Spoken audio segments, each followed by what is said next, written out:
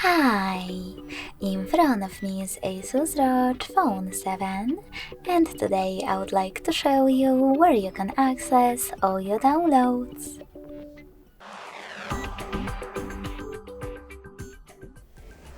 First of all, you need to find an app called Files. When you find it, click on it. Now select Browse at the bottom in the middle and click on Downloads category. As you can see, all my downloaded files are over here. If you want to access one, just click on it. Thanks so much for watching. If you enjoyed this video, smash that like button, comment, and don't forget to subscribe. Bye!